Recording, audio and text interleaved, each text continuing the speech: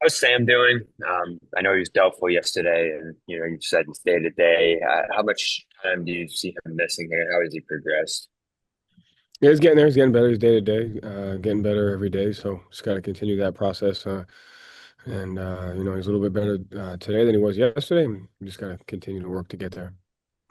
And being unpredictable defensively in these series, I know changing coverages, changing matchups is a big thing for you and this team. How has that played into the series so far for you guys? How has that helped you? And I know, the Knicks, like you said, have changed coverages a lot in this series too, maybe compared to the regular season. How has that impacted the series overall, both of these teams' abilities to do that?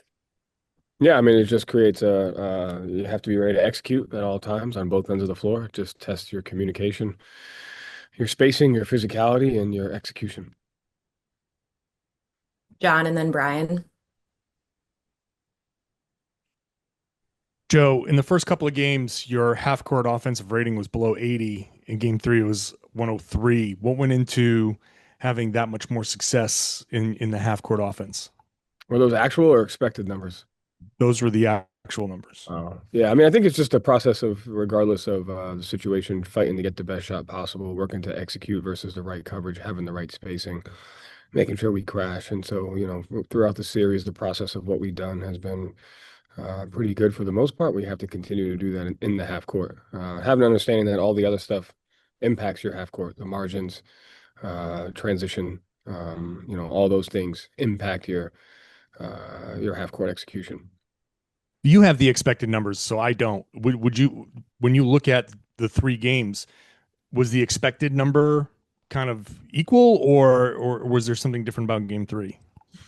Yeah, it was right around the same. I mean, again, that's important to fight for the process of what we do, have an understanding of that, because it's a free-flowing game, one thing is going to impact another. And we have to be able to fight to control the things that we can control, and continue to fight for the right process of what we do, and then know where we can get better. So game three, they had 7 points in transition as compared to 28 in game two. And we didn't have 11 live ball turnovers, and we won the end of quarters 8-3. That makes a huge difference against a great team like New York. Hey Joe, you guys doing a good job in the last couple of games, keeping their 3 point rate low, beyond eliminating the live ball turnovers. You talked about that yesterday. What have been the kind of the keys to success in your mind to keeping their attempts down? Obviously, that's a really dangerous part of their offense. Yeah, I mean, live ball turnovers start in that thing, and then they do a great job of when they're in the paint of relocating. And so we have to be.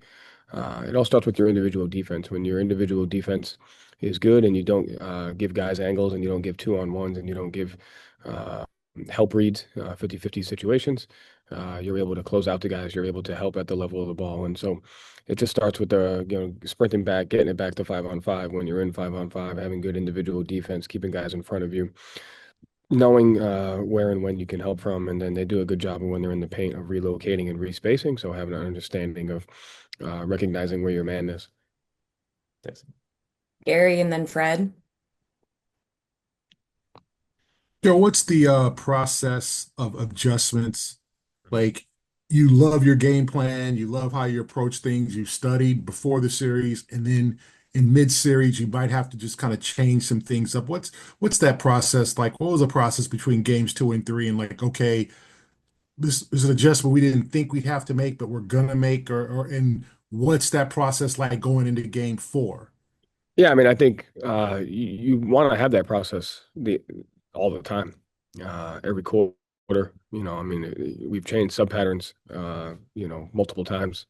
Who's starting quarters, who's ending quarters, who's starting the second half, matchups, ATO matchups. So all those things are happening in real time. And I think at the end of it, you're looking to see, okay, what gives you the highest frequency, success rate. And then, at the same time, you have to fight to the way the margins are impacted is going to dictate the type of adjustment that you have to make. And so, if it's a 1 point game, your matchups and coverages are going to be different. If you're up a certain amount, your matchups and coverages are going to be different. If you're down, your matchups and coverages are going to be different. And so, I think the ability to be able to have those things to go to is what gives you the ability to be flexible within a game. And the more you can control the margins and the things that you can control, the more that you're allowed to stay within your shell and do what what you think is working. Hey Joe, how are you? How are you doing? So you guys have been running that double stagger screen throughout these first games, that pick and roll play. And in game three, Drew on a few plays kind of sagged back, almost didn't even really set the screen as that second screener. And the Knicks kind of messed up their communication on those plays.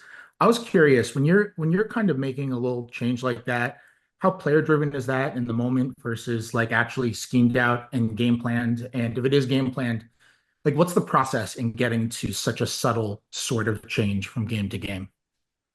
I mean, everything we do is relatively player driven. Our guys are, been around the league a long time. They're really smart. They're able to, articulate the game and see the game in real time. And they're constantly, they're the ones that are out there and they can see it. And so a lot of the stuff that we do is player driven. And then, we work together on minor adjustments that either need to be made each play.